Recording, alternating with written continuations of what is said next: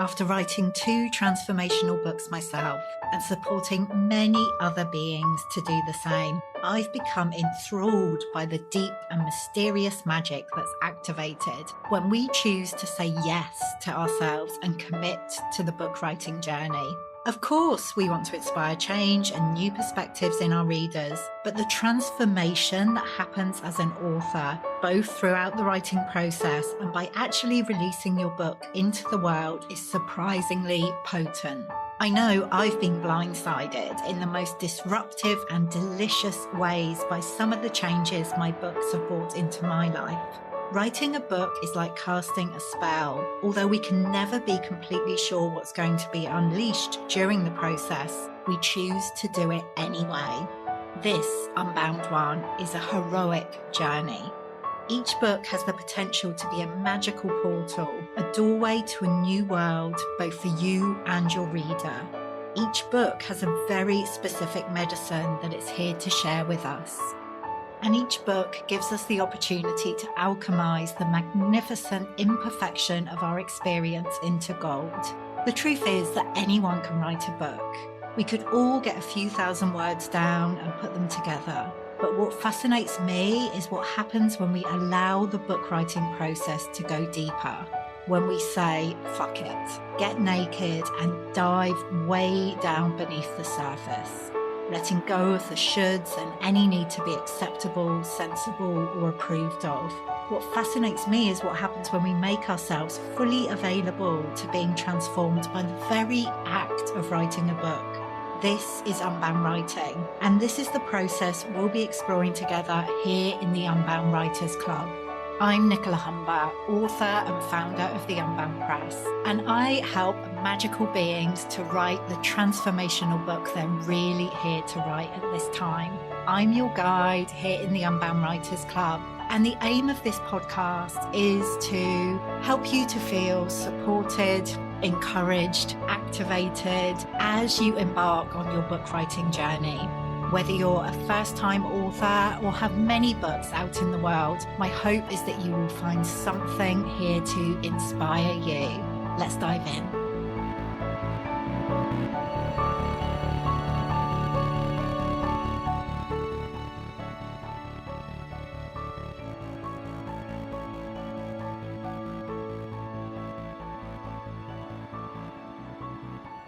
Hello and welcome to the Unbound Writers Club. Today I have someone very special to introduce to you, Rachael B. Rachael is the author of a new poetry collection, which is coming out through the Unbound Press, Sauce Will Thicken on Standing. And it's described as a cauldron of soul-soothing words that has been thickening for just the right amount of time. I love this title. Rachael has been writing for as long as she can remember, and we talk about that during this conversation. But the poems in this collection were all birthed between 2001 and 2021, with just a few exceptions. She was first asked back in the early 2000s, when she was doing the rounds on the London spoken word scene, whether she'd be putting together a collection. And although she said she would, it took her over 20 years to make this promise a reality. And I am so grateful that she has. Rachael, actually, when we first connected, she had an idea for another book, which we thought would be the one that was going to be released first. And although that book is definitely still happening, and we talk again about that during this episode, it really felt like Sauce Will Thicken on Standing, this initial collection of poetry, had to come first. So it's out on May the 12th. But if you're listening to this before that date, you can absolutely pre-order your copy now. And I just know you are going to enjoy listening to this conversation with Rachael. We talk about poetry and how we can have these preconceived ideas of what it should be. And Rachael is really kind of unbinding from all of that. Like, I'm so grateful that she's part of the Unbound Press family, and I'm excited to introduce you to her. So let's dive in. So Rachael, welcome to the Unbound Writers Club. Hi. Really excited for you to be here. And I'm really excited to see what wants to come out of our conversation. Like, there's so much I want to talk to you about. but I always begin these conversations with the same question, which is, what does it mean to you to be an unbound writer?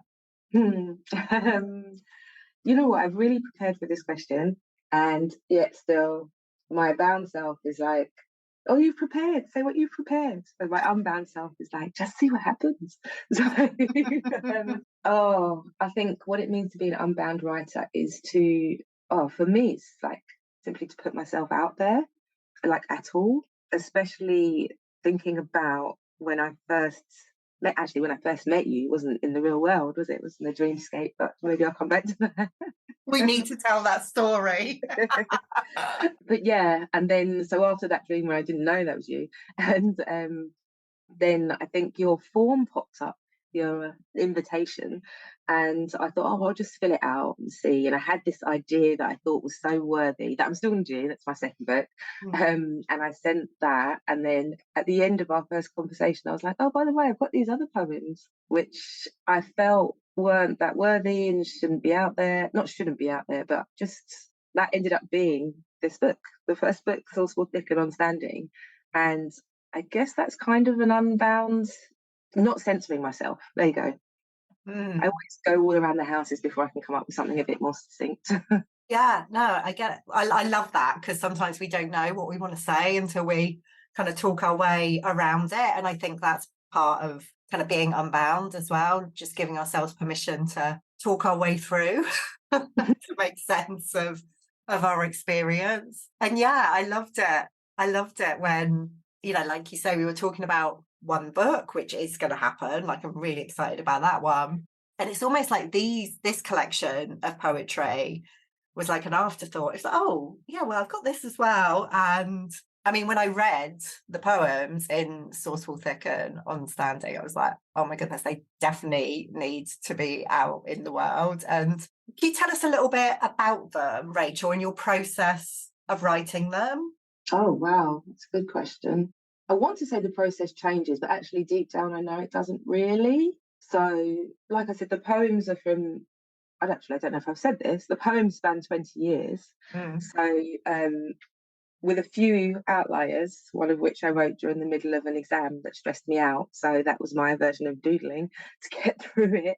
A lot of them were written when I was kind of quite a regular on the spoken word circuit. That was a I don't know, a little bit of unbinding in my younger days, although I was still quite, what's the word, bound in a way. I think it's quite funny that my spoken word stage name was Honest, because the poems that I write tend to really speak to my honest experience. But I hid behind my name. I remember once being introduced at one of my first poetry open word places, it's Farrago open mic, and I was introduced by the host who I got to know, John Paul O'Neill, and I was introduced as Rachael, and I just froze. I was like, you can't introduce me with my name. That's not going to work. Yeah, but I've grown into that. So yeah, the process of writing for me it's really difficult to explain. Like, it's quite different if I just write something than if I have, say, commission. If I have commission, then I've got something I need to write about, and there's more of a process. But this, I think maybe two of these poems might have been commissioned originally, but most of them, they just come to me. Like, what's the word? I feel like they are me, they are my experience, but it's almost like I'm channeling them. Yeah, it's more of you've used the word download, which, yeah, I've taken on a little bit. Yeah, so it's more of a download, like the poems I think that I write, and I think straight away, this is really good. I'm good at this. Yeah. I don't think it's really me writing them. I think it's like a lesson I need to learn, or a growth that I've grown, and I need to process that. Yeah. So, you know who said it really well? I like to quote other people. Glennon Doyle. I'm a bit obsessed with We Can Do Hard Things. Yeah. And there was a podcast she did recently with Dr. Becky. I can't remember the surname, but I'll give you the link. And it was about therapy, internal family systems. And one of the things she said was that she likes to delve into poetry because it lets the exile part of her speak. Oh, I love that. Yeah. Yeah. And that really spoke to me, that, yeah, that is actually yeah, perhaps the parts of me that I've kept bound, or, you know, what's the word, tried to hide, or like I think, well, that's really clever. That I'm not, that didn't come from me. I have to find out where I got that from. Yeah. But with the poetry, it just is. I'm very visual though. I think I have something of I can't say the word, synesthesia. So visually, visually writing and feeling, it's really hard for me to separate. So sometimes that's a good thing. Sometimes that can be quite distressing. But the poems often come to me as images, and I translate them into words. Love it. Oh my goodness. That really comes across in the experience of reading them, actually. Like I hadn't kind of registered that until you just mentioned about the visual element, but my experience of reading your poetry is I always get like a really vivid kind of visual sense of like the scene and what you're writing about. So that really comes across. I mean, I'm curious, like, what made you start writing poetry in the first place? Is it something you've always done? Because I kind of feel with poetry that we can have this idea that there are lots of rules about how we should write it, maybe that we've been taught at school, or the poems that we've connected with at school, which were very kind of intellectual and written in a particular way. So how did you first start writing poetry as a way, like you say, to express the exiled parts of you? I love that question. And God, I'm laughing along because what you say about poetry and the rules, Mm. oh my gosh. My poetry breaks all the rules, I think. Yeah.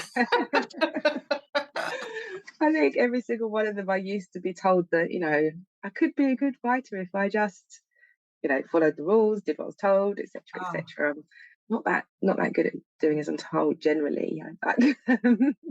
I can't remember not writing. I think I've yeah. got a few poems about why I write and how, when I started writing, and I can't remember. Obviously, there was a point when I couldn't write. You didn't come out of the womb like with No, a little pen in your hand.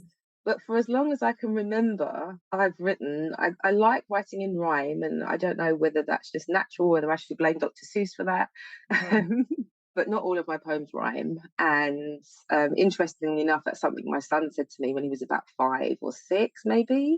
They're supposed to write poems at school. He was at his first primary school. Yeah, the story of my son is a whole other story. But he told me that he was quite upset because he'd written a poem, which I think was amazing. And he was told that it wasn't right because it didn't rhyme. I was Oh, so angry. I was like, no, no, poems don't have to rhyme. And I mean, that may have been the task, but my son's autistic, so he's going to be, instructions need to be very clear. So if the instruction was, this poem must rhyme, it obviously wasn't clearly enough stated to him. But I mean, I've been there as well, like, this poem doesn't rhyme. So yeah, exactly. you don't have to. So to me, the definition of a poem is it makes me feel something. Mm. Oh, wow. I love that. So yeah.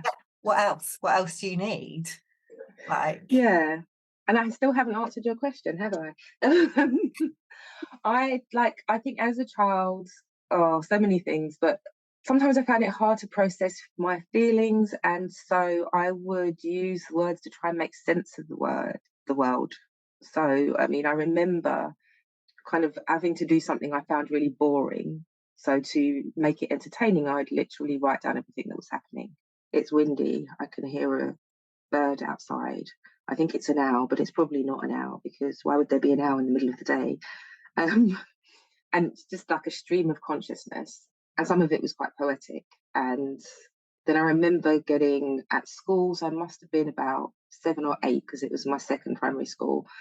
And I wrote a poem about Monday morning. It wasn't popular at school. That's another long story about, yeah, society and race and money. But anyway, I think I shared the poem with the class and people responded to it. And I was like, oh, this might be something I'm quite good at. mm. And I don't think it was a very good poem. It was something like, it's Monday morning, the alarm goes off, I don't like it, I don't want to go to school today. But it spoke to my peers.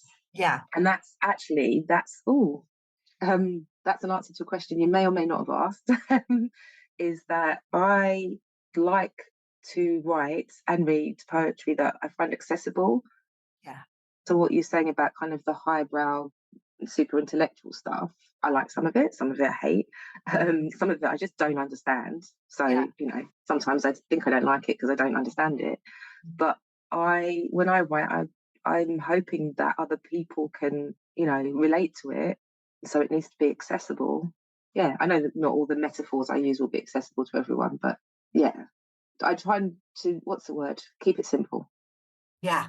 I mean, tell us about the themes that are coming through in Sauce Will Thicken on Stat. I mean, I love that title, by the way. We just have to acknowledge the genius of the title. But the different themes that you're writing about, like you said, it was written over a period, like the poems were written over a period of like 20 years. Like that's a huge kind of proportion of your life. But what are some of the themes that you're writing about? So there's a little bit about why I write. It's a question I'm asked a lot, and the answer tends to be the same. I mean, I think I said in the intro to that section that I can't not write. Yeah. It helps me think, and like Glenn Doyle said about the exile parts of me speaking, it's like a therapy. It's therapy before I ever really had therapy, which I have regularly and I recommend for everyone. And so there's that. There's also, I mean, the section on parts of the poet, they just capture different parts of my journey. And, I hope that whoever's reading them might speak to parts of their journey, things that I've learned or just observing. Actually, no, there's a whole section on people watching, and that's more observing. Or I've just like tried to capture a moment in time. And then my motivation, that's about my friends. Oh, I'm just lighting up as I'm thinking about this. It's kind of a vanity section, really, because it's just like poems about my friends and family. And I want to share with them, but also to kind of to share that the experience of those kind of nourishing relationships. And I hope that others can relate their similar relationships to that. And it doesn't have to be family. I think friends are family. And yeah, and then at the end there's a section on meditations, which are just really short poems. And it actually started with something called Small Stones. Gosh, this is going way back now, maybe early 2000s. Her name is Fiona. I can't remember her surname, but I'll look it up later. I think she's now a Buddhist priest. I'm not sure if she was at the time. And the Small Stones it's an invitation to write a meditative poem on just what's in front of you. And a few of those are in that section as really short meditations, just like a moment's pause, I guess. And that's what I hope to give with them. And I've actually got a 5-day challenge coming up. Yeah, we wanted to mention those that. Meditations. So yeah, I don't know if you want to talk about that now or if I've actually even answered your question. So No, you have completely. Yeah, you've spoken really beautifully about the different themes that come through in the book, in the poems. But yeah, let's talk about the 5-day challenge that you're running, kind of to celebrate the launch of the book. And as we're recording this, the book comes out on May the 12th, but it's available for pre-order now. So whenever people are hearing this, they'll be able to order the book. But yeah, you had this idea to run a 5-day challenge. So tell us about that. So that was inspired by one of your Unbound podcasts, actually. And so a big thing that what's the word? Oh my gosh, I struggle with myself. So I find that I often, in my coaching work, I often coach women on the same journey, maybe on the same journey at the same time. Perhaps I've kind of done the work on some bits and I'm able to offer more, but I had to check this actually because I knew I was going to use this quote. It was Nancy Klein who said, usually the brain that contains the problem also contains the solution, often the best one. So I'm really good at holding the space for other people to find the solution, even if I've not necessarily found the solution to the same issue for myself. However, on the self-care front, well, it's been a tough few years for all of us, hasn't it? Post the collective trauma of COVID-19 and all that goes with that. Some people have lost jobs, lots of things, relationships have changed between then and now. I'm divorced, I've had to move house a few times. As I mentioned, my son's neurodivergent school hasn't been kind to him, so he's not been in school for a while. So there's been very little time for self-care. But having been through all these things, it becomes a massive priority. If I don't make time for it, I don't have. I'm a writer, I hate cliches, but you can't pour from an empty cup. So self-care, I've had to make it a priority. And I really want to share that with others. And I'm noticing people are wanting to more and more make it a priority, and also still struggling with the same things with time. So I wanted to take those short meditations and use them as a catalyst. It's one of my things, and growth catalyst, self-care activist, growth catalyst. So this little self-care challenge covers both of those, hopefully. It will help those who take part to grow into someone who makes self-care a daily habit. And it's literally like a video every day with a task, self-care task. And I mean, I hate the word task. It sounds like homework, but just something to do, moment to pause and reflect, and there'll be a community within which to share.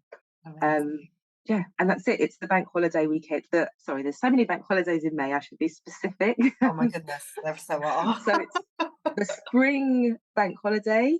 Yeah, the last one in May is the spring bank holiday, and I love the spring. I think I really enjoy summer, but I think my favourite season is actually spring. I don't make any kind of resolutions until the spring because, you know, rebirth and everything. So I think that's the perfect time to begin. And also, you know, there's a bank holiday. Some of us are already taking a bit of time. So it's daily for that week, Monday to Friday. And yeah, that's it. There's a sign up page that I'll share. Yeah, amazing. We'll make sure that goes in the show notes so that people can get access to the challenge and spend that time with you. Amazing. I do want to talk about like the original book idea that you came to us with, because, you know, that is still happening. And it feels like Sauce Will Thicken, like that needed to come first. But tell us about the other book that is bubbling and will be happening. Yeah, that's funny. That's bubbling. So yeah, the Sauce is thickening. And you know what? I think I'm going to preface this with saying that, and silence. My brain is ticking over. Sauce Will Thicken did need to come first, because when I first came to you with the second book, I was a bit fearful, and a lot of what I said, I'm going to say this, but not this, and I'm going to say that, but I want to couch it in this.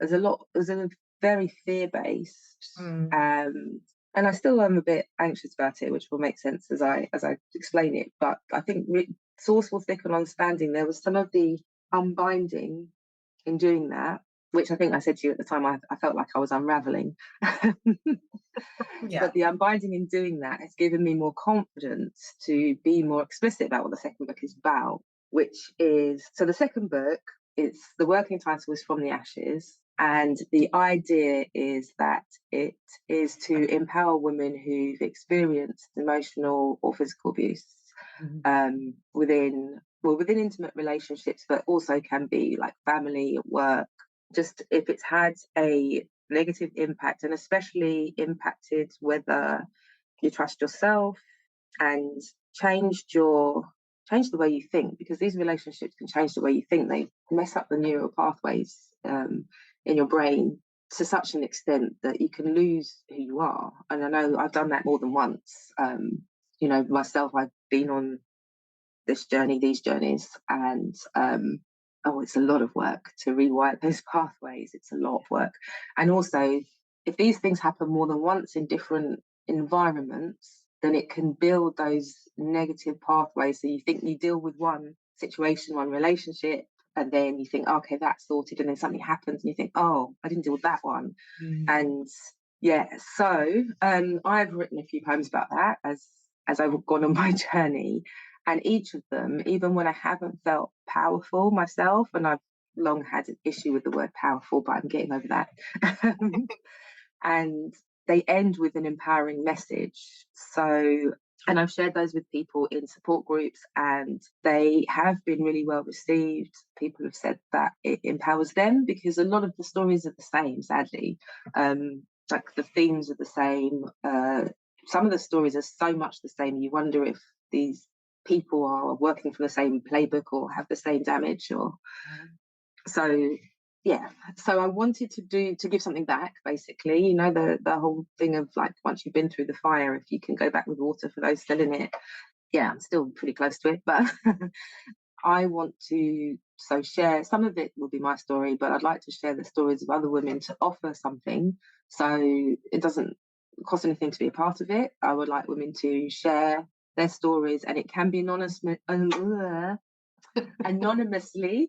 or not. So if it's anonymous, then it might be one poem depending on the story that's shared, or it might make up a few of the poems I've written already are like composite stories of the same things I've heard of different women. So yeah, I'd like to gather these stories, write these poems, and then offer them as comfort and empowerment to women who may be in the same situation or getting past it, want to celebrate. But the idea is to share these stories so that we know we're not alone and that there is another side. And oh gosh, there's so much around, like there's shame around being in that situation and not changing it. And to, you know, like in my coaching work, I like to hold a space of non-judgment, and I want the book to kind of do the same. Yeah. Say, well, like, we've all been here, and I know if you're in it, I get why you're still in it, and here's what's possible. And if it's possible for me, it's possible for all of us. I said I was going to do it this year. God, I don't know what I was thinking. But like in the next year or two, depending on what comes in as well, because like the way I want to present it might change as I write more. But I definitely want to give at least 10% of the profits for that to Solace Women's Aid, because there's lots of charities I could have chosen, but they've just been helpful to me personally in many ways. So I want to give something back. There'll probably be some kind of workshop around that as well, but you know, just one step at a time. Yeah, I know. I know. So I have got a survey. Oh God, survey sounds awful, doesn't it? It's like I'm asking a page where you can share your experiences. So obviously, if you're anonymous, I won't be able to get back to you with your personal poem, for example. But if somebody wants to share their poem, like it might be that someone wants to share their story and tell the world, this is what happened to me. Here's how I've got past it. Because I would love it. I mean, whatever I get, I'm going to try and make it empowering or bring it into the book so that the book itself becomes empowering. But I would, so that it gives something, if you feel disempowered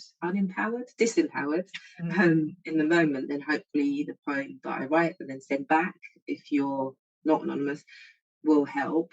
But I would love also to hear stories of people who've been through it, come out the other side, empowered themselves. And, I could think of someone actually that I hope that will share their story, because then I can do an introduction about who you are and then link to whatever you want to link to. And sorry, as I'm talking about it, I'm getting more ideas about how I want it to work. That's what happens. It's possible to give you contact details and just say you want to be anonymous, and I promise I will keep you anonymous. But then it allows me to share with you and offer you a gift for taking part. Oh, so beautiful, so beautiful. So if someone's listening to this and they do have a story, what's the best way for them to get in touch? The best way is I will share the link with you so that you can hopefully put it with the podcast. But the link is also on my website. So if you go to the reallyRachelB.com/books, I only have one at the moment, but that's my optimism. Then underneath the little advert and pre-order link for Sauce Will Thicken, there is a little pink section that's got a call for input into From the Ashes. And just to say, I'm assuming actually most of your audience is female, but I know that's not necessarily the case. So I am looking at women who've experienced this, or those socialised as women, or those who identify as women. And I know that men experience, emotional and physical abuse as well. I'm working on some issues around that before I can address men's stories. So. Sure. Yeah. And it's your book, so you get to bring it together in the way that. But I might be, I'm sure there are some men that listen to your book, and I just want to acknowledge. Absolutely. Listen to your book. Sorry, listen to your podcast. Yeah, absolutely. But yeah, I'm so excited about From the Ashes as well. Like when we first connected around it, it was like, oh, this feels like so powerful. And I'm so grateful to you for bringing through this idea and extending that invitation to women to share their stories in that way. And what's come through really strongly for me in our conversation today is is like the healing power of poetry, like for you as you're writing each one, but also in this sense of kind of alchemizing other people's stories into something that feels really healing and transformational. So yeah, I always feel really inspired whenever I speak to you, Rachael. So thank you for Thank you. that. Oh, well, you know what? You inspired me. I just, with a dream, in a dream, even. Oh, let's talk about that before we need to This is a bit woo-woo, but I'm fully embracing this side of me now. And it's funny, actually. My mum, who passed in 2007, she used to say stuff sometimes like, "Oh, you have to be careful with that because we're quite powerful, and don't think badly of people because we have the evil eye." And I used to be like, "Oh, mum," you know. And but yeah, I think she was quite witchy, and sometimes she really embraced it and talked about the power of it, and other times she was a bit like, "We can't do that; it's dangerous." Like quite scary, I suppose, in the same way that I've been. And I wouldn't say it's my mum's fault, it's society. Like I associate power with a very negative energy. I no, let me correct myself. I used to associate power with a very negative energy, but then coming back into kind of the more esoteric and embracing it more, I think I kind of hid it a bit. You know, like, oh, people think I'm weird. What was I going to say? Sorry, I'm just thinking of a friend now who has very different story, but she that's something that she talks about, embracing the esoteric and not worrying what people think. She's also a coach, Dawn Lushed. She's got container coaching series. I can't think of the word for it now, but yeah, for women who find it hard to trust themselves in relationships. Sorry, it's turning to an advert for her. All good. Dawn Lush. Her name is Dawn Lush. She's on Instagram. I'll share her links. But yeah, I really like what she's doing. It speaks to, you know, what I'm trying to do with my second book with the Heartful Academy. So yeah. So going back to the esoteric, yeah, that's why I was talking about her, because I feel she's quite witchy as well. Although I don't know if she'd use the word witchy. I hope you don't mind, Dawn. So yeah, the dream. What was happening in the dream? I can't remember all of it now. I wish I'd written it down in more detail. But I was in my room, which wasn't my room, as you know, things are different in dreams, aren't they? Mm.